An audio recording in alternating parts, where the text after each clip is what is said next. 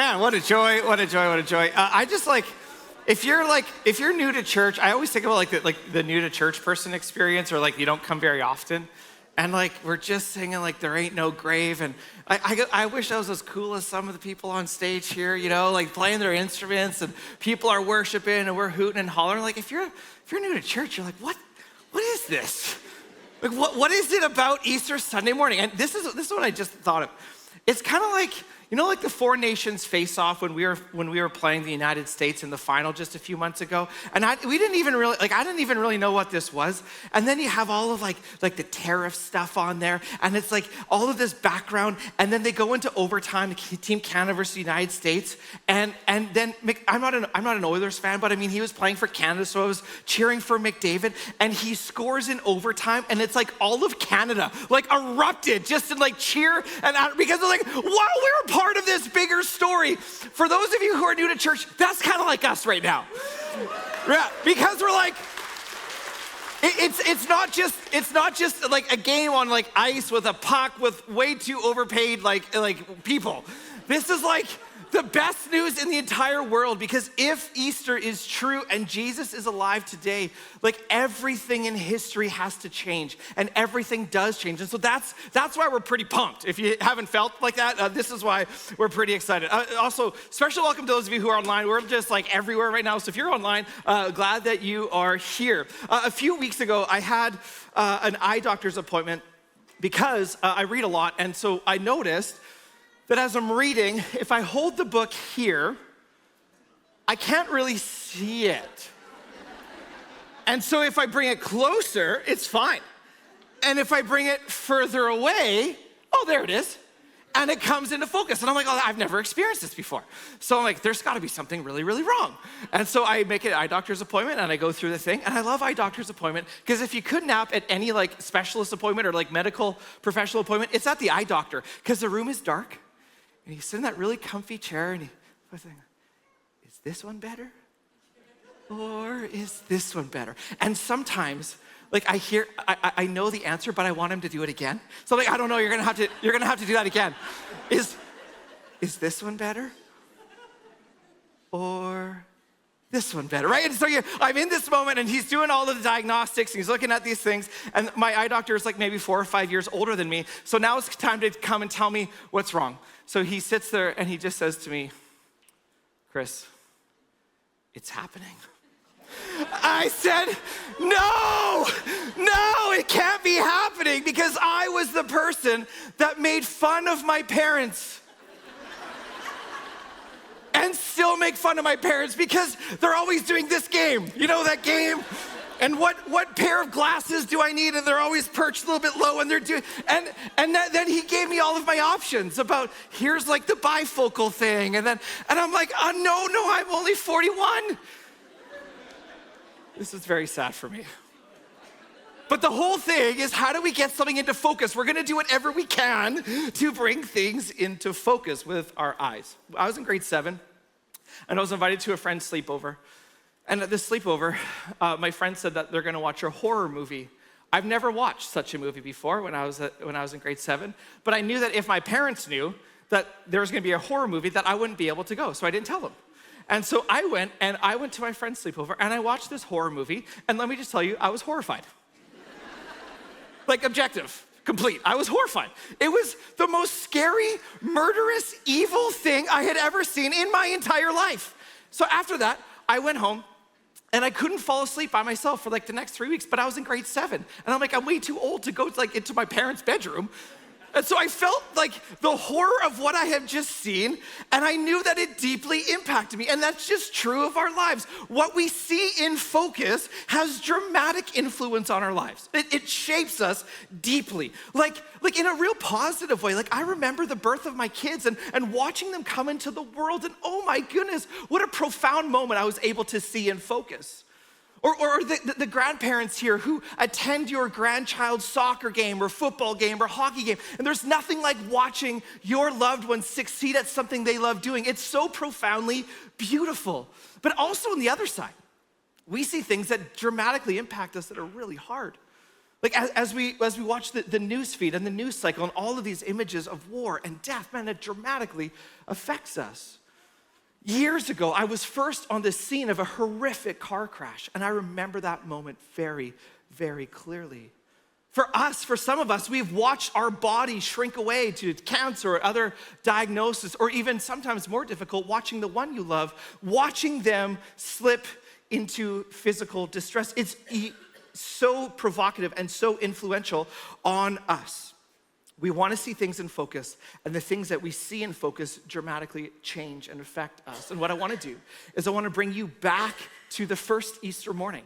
The first Easter morning where we're going to see in focus from these three women, the first Easter morning. And we're going to do this out of Mark chapter 16. If you have a Bible, I welcome you to go there, or an app. And Mark's gospel is really, really interesting. I'm going to tell you a little bit more in a bit about Mark's gospel. But Mark is one of four eyewitness accounts of the life of Jesus. Mark's gospel, we believe, was the first gospel written. Luke and Matthew used Mark's gospel for their gospels. And we know the earliest date of Mark's writing is about 20 years after the death and resurrection of Jesus, around 50 AD, or the latest would be around 70 AD. My point is simply this: it's within the generation of Jesus' death and resurrection that we have this eyewitness account. I believe that there's some authoritative nature to that, and we get transported to the first Easter morning, and it says this in Mark chapter 16.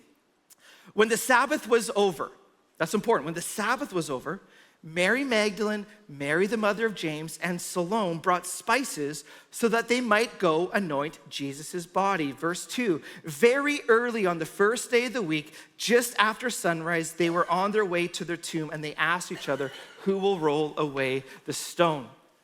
I know that there's lots of people in here who get the Easter thing.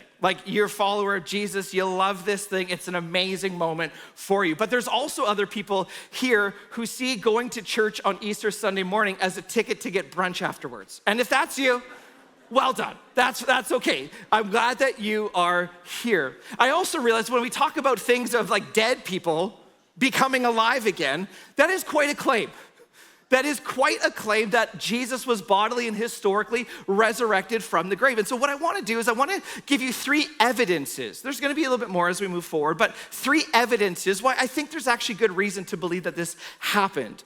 Now, if you're looking for proof that Jesus rose from the grave, you won't find proof, okay? In the same way that 2 + 2 = 4, you're not gonna find that sort of proof. Now, I will also say, you also won't find that sort of proof that he didn't rise from the grave. But if you're looking for proof, you won't find it either or. But if you're looking for evidence, there's actually a lot of evidence. And so let me give you three from these first three verses in Mark chapter 16. The first one says, when the Sabbath was over. Now for us, we're like, okay, great. When the Sabbath was over. Now, what you need to know is that these three women who show up at the grave, the tomb of Jesus on Easter Sunday morning, are Jewish. And for thousands and thousands and thousands of years, Jews worshiped on Saturday. They called it their Sabbath, or if you're in Israel today, Shabbat.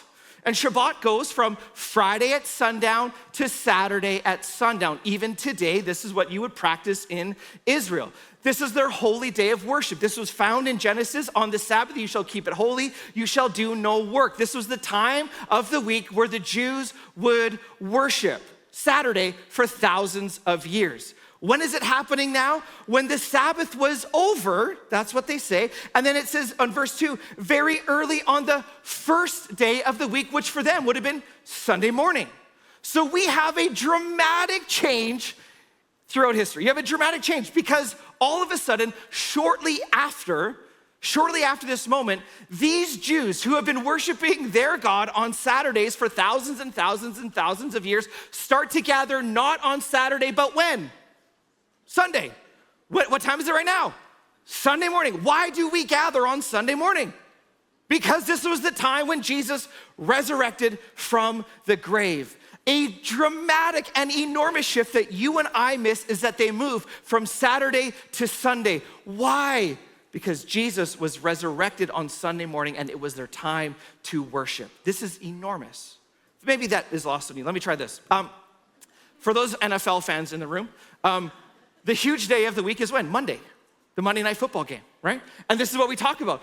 Pubs, they always do deals on Monday. You get this many wings and that much beer for this amount of price. Why? It's the Monday nighter. This is what we do. Who are you gonna watch the Monday night football game? It's the Monday night football game. This is what we just do. Imagine all of a sudden this year, the NFL comes and says, we're scrapping Monday. We're gonna do Wednesday. People would be like, Wednesday night football? What is that? Nobody would even think, why would you change the day? Something changed. That's a really lame example, but what I'm trying to show you is that this enormous change happened. Why? Because something changed. It's circumstantial, but something changed in their worship. This is enormous. The second thing, I think good evidence for this, that it actually happened, is right away it says Mary Magdalene, Mary, the mother of James, and Salome. These are three women who are at the tomb of Jesus. Again, something that is missed on all of us, or most of us, unless you understand the moment in time. Now, I don't agree with this, but I'm just telling you, the moment in the first century, it was a very patriarchal society. We live in a very egalitarian society where men and women and all the roles are kind of interchangeable, but here it was not like that. There was an ancient historian, his name is Josephus. This is not in the Bible. Josephus was an ancient first century historian, and here's what he says about the role of women. Now, before you throw tomatoes, I don't agree with this. This is just what's happening here, okay? So you're like, that pastor was a real misogynist. No, I'm not. I'm just telling you here's what Josephus says. The testimony of women must not be accepted because of the levity and presumption of their sex, okay? This was the prevailing worldview at the time, that women's testimonies were not credible. Who does Mark place at the tomb first? Three women. Who do the other gospel writers place at the tomb first? Women. Why? If you are trying to make up the story, if Mark is like, ooh, how do I, he's sharpening his mustache. How do I get people to believe in this kind of fake thing? He would never put women at the tomb first. Why? Because they were not seen as credible witnesses, and yet all the gospel writers do. Friends, this is good reason to believe. Finally, verse 2, it says this. They brought spices so that they might go anoint Jesus' body. Why did they bring spices? They brought spices. They weren't an embalming culture. Jewish culture didn't embalm. The spices were to counteract the decomposing body, okay? So my point is just simply this, that these three women went to the tomb expecting to see a dead body. Yeah, that's what we expect. You go to a cemetery today, you go expecting a dead body. And my point is this, is that although this was written thousands of years ago, these three women expected that dead people stay dead. And so let's not use this chronological snobbery that somehow this is a pre-scientific people, so they'd believe fanciful tales like a resurrection. No, they expected to see someone dead. Those three reasons, I think, on top of lots of other ones, are good reason to believe. All right, verse 4. It says, but when they looked up, so they walk up to the tomb, and it says, who will roll away the stone from the entrance of the tomb? They're asking each other. They looked up, and they saw in focus the stone, which was very large. This is Mark foreshadowing, which had been rolled away. There's no way that these women would have been able to roll the stone by themselves. And what Mark is saying is something dramatic and divine has happened. They go into the tomb, an ancient first century Jewish tomb. There's a few different thoughts, but you would have an entrance with a stone for security's sake, and you would come in, and it was quite low. There's an area for preparation of the body.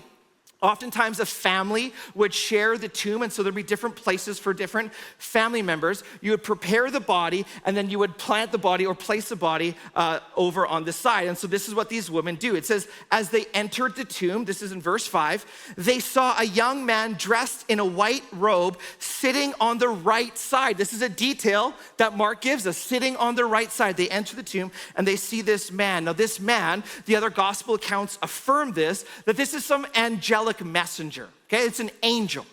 And the angel is there, and these women are rattled. Why? They're expecting to see a corpse. And all of a sudden, they see an angel sitting there in white, and they have this exchange. And I love this on the side. And they were alarmed. Well, no kidding. Of course they're alarmed. Then in verse 6, we're gonna sit here for a second. It says, this angelic messenger says, don't be alarmed, he said. You are looking for Jesus. So he says, don't be alarmed. You're looking for Jesus. So we don't understand the scandal of Easter morning because they go and they're like, what happened? Did somebody steal him? Was he not dead? Like what? They're trying to make sense of this. And this angelic messenger says, don't be alarmed. You are looking for Jesus. Yes, they were. Where is he? Where is he? They want to see him. The prevailing story of the West, the place that you and I live, Canada, North America, developed countries, the story of the West, for sure over the last 3 or 4 decades, has been one of religious decline.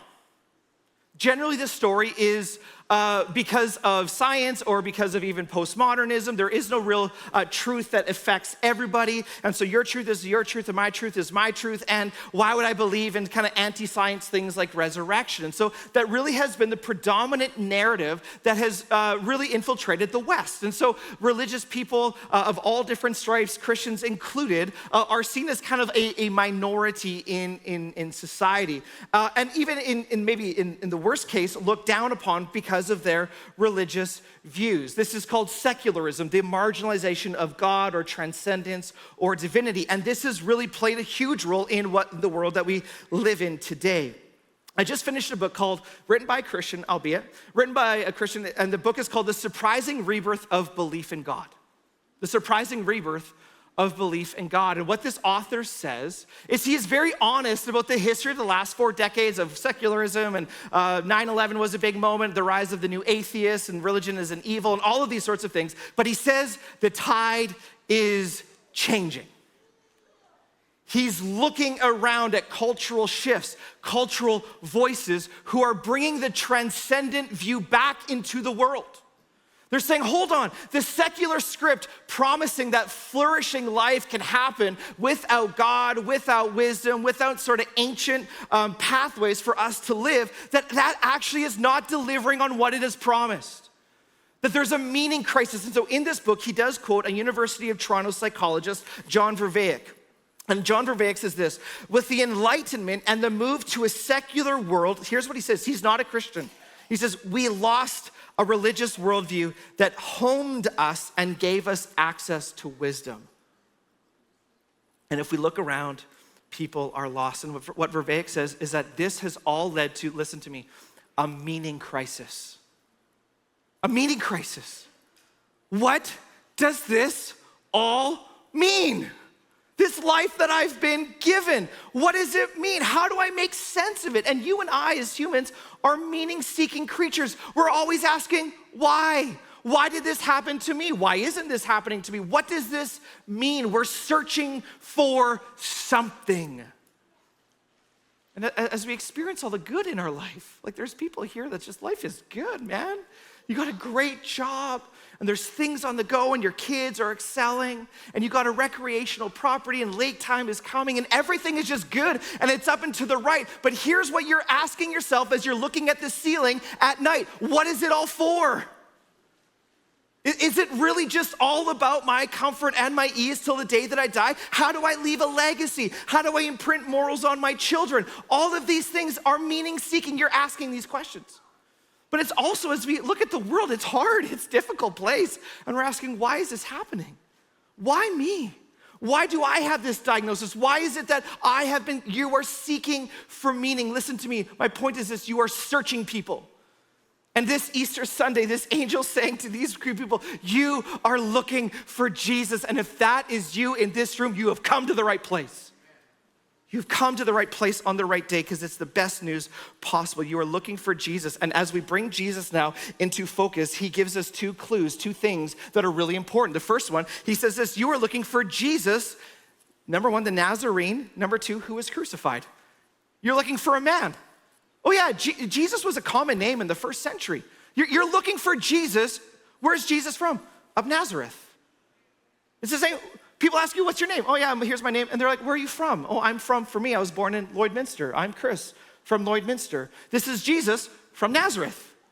A man located in time and space and history in the first century. A Jewish man who is a Nazarene from Nazareth. The other thing that the angel says, and this Jesus from Nazareth was what? Crucified. There's 2 facts about his life. You're bringing it into focus. Who is Jesus? He's a man from Nazareth, and he was crucified. Listen to me clearly.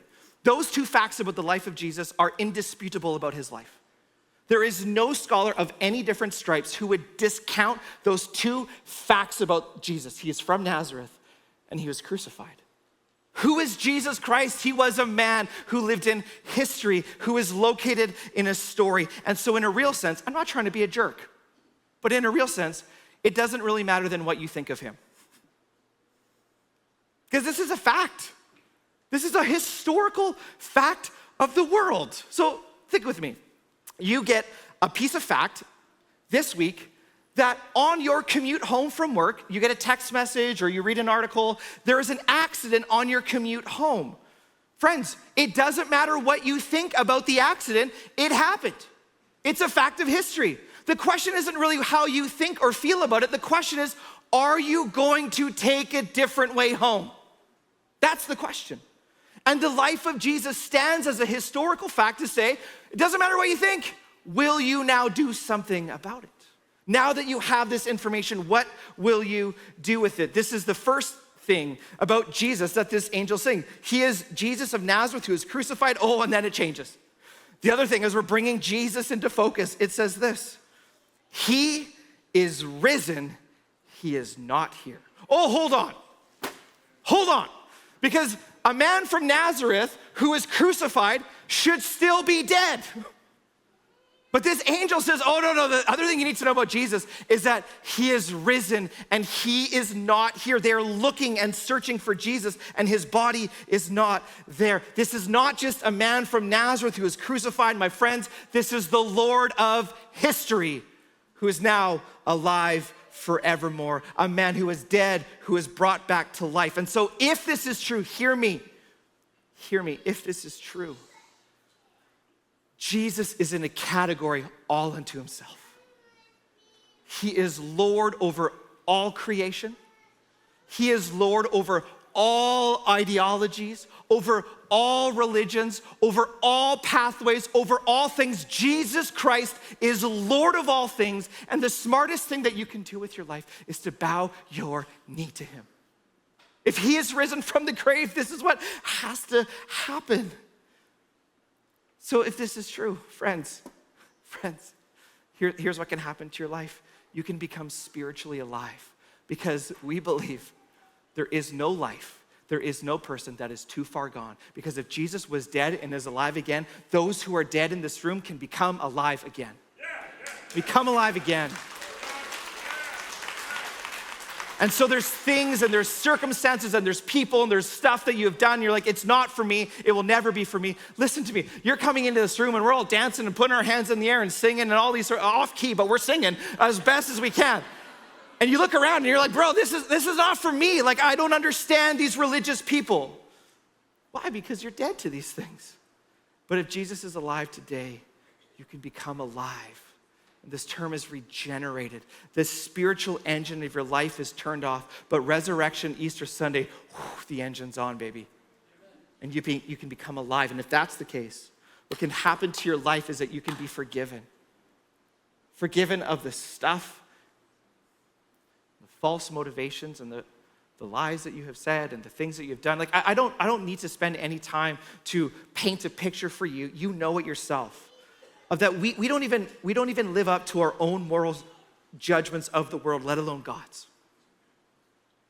That every single person as they fall asleep at night is thinking about, oh, I could have, would have, should have. And this is the stuff that we can be forgiven of, that we can become alive, forgiven. And if that's possible, there's life change. That the thing that you're struggling with, that issue, that person, that habit, that addiction can change. My friends, you've heard it this morning. He is a man, he is from Nazareth, he is crucified, but he is not there. The question is, what now will you do with that information? It goes on. This angelic figure says, see the place where they laid him. Look with your eyeballs. They're looking for evidence. Where did he go? And this angelic figure says, look, he's not here. If you were in Israel this morning, in Jerusalem this morning, on Easter Sunday morning, there's two places that you would go to view what people think is the tomb of Jesus. There's one for sure that we're fairly confident, and there's a second one. I want to show you two, because I just want to bring you evidence. See, look, he's not here, and he still isn't there. The first one is this. This is the Church of the Holy Sepulchre. This is within the city walls of Jerusalem. This is the most accepted place of both the crucifixion and the burial of Jesus. If you go to Israel, you will go to this place. It's in this little sepulcher, and it's very religious, and there's different traditions there. But this, my friends, is the one place, and this is the second place. This is the Garden Tomb. More evangelical Protestants believe that it is here. But my point is this: as the angel, this angelic messenger said to these people thousands of years ago, these two women, he says, see the place where they laid him. My friends, you're looking at it right now. He's not there. Not there. Here's another evidence. If you're looking for evidence, you can go to every tomb of any world religion except for Jesus.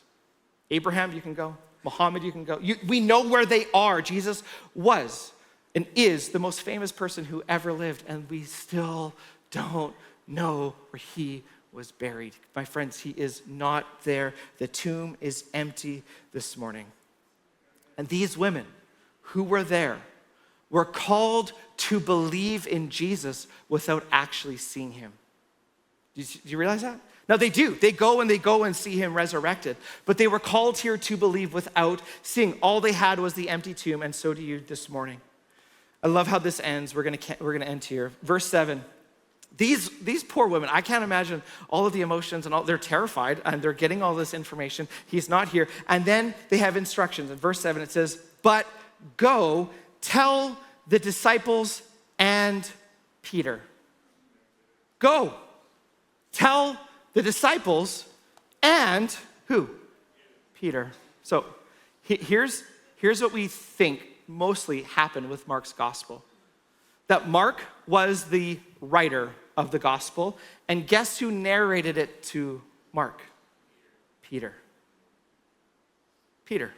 So this has all happened post-resurrection. Jesus is alive, and Mark and Peter's telling Mark all of these stories, and Mark is furiously trying to write this down. So they get to Mark 16, and Peter is narrating this moment to Mark, and Mark is writing it down, and it says, go, tell the disciples, and then Peter says to Mark, and Peter, me, because that's how it happened.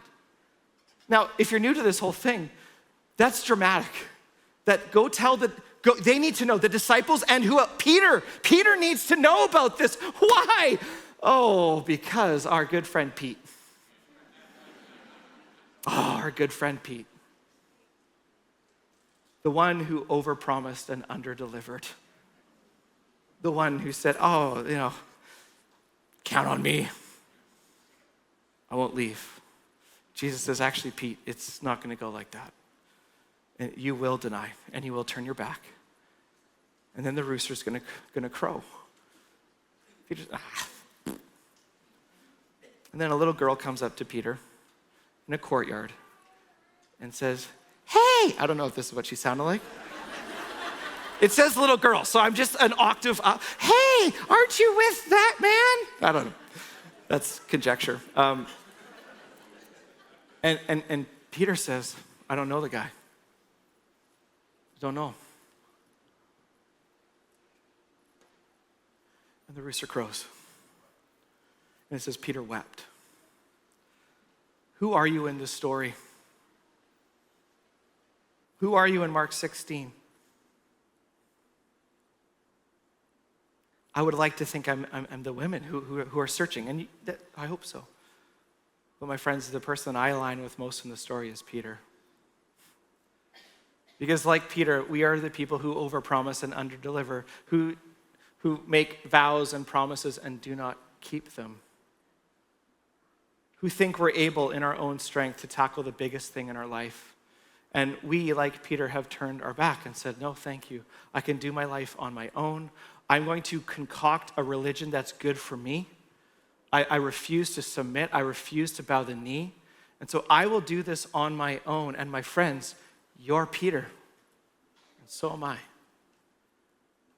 And the Easter story, Easter Sunday morning, is such good news for Peter's.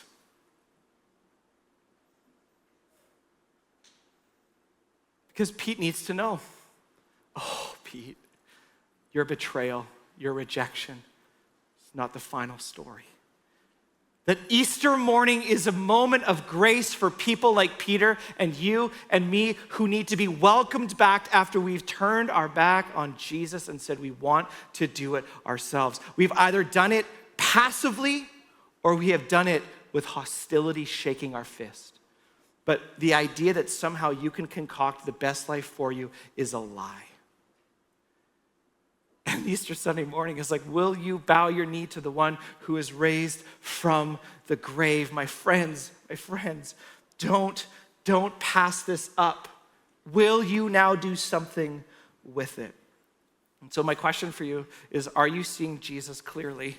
Are you seeing him clearly? How do we get him into focus? Because the things that we focus in on dramatically affect who we are. So here's my three-step solution to see Jesus clearly. The first one, in order to see Jesus clearly, oh, this is so hard, we need humility. Like, Christianity actually demands humility. To say, maybe I've gotten this wrong. Maybe I've been focusing on the wrong things. Humility. And it's super hard because it's a virtue to be humble. And all of us, we don't like to be wrong. If you've been married for 3 minutes, we don't like to be wrong. We don't like to be wrong, but Christianity forces you to stop and ask, am I wrong? Of how I've seen Jesus Christ. Am I focusing in on him in the right way? Have I placed him at the center or on the periphery? Where is he? This demands humility, and it is so hard. And the question is that it's a hard one. If you are wrong about Jesus, how would you ever know that you are? Think about that. If you're wrong about Jesus, how would you ever know you are wrong? Could it be this morning that there's a humble pill you must take in order to move forward? I would say, how do you see Jesus clearly? Pay attention to your life. I guarantee you, no matter how great your life is, there is some need you have in your life that is way beyond you to solve it. Why? Because you are finite and you are only one person located in one body, and we are connected people in relationships. And so it's the mess that your kids are in, or it is your own stuff, your own addiction, your own habits, your own secrets, or it is your physical body, or it is a diagnosis. There is something in your life teaching you that you are not sufficient in and of yourself to solve it. Which is humbling to say, I need help.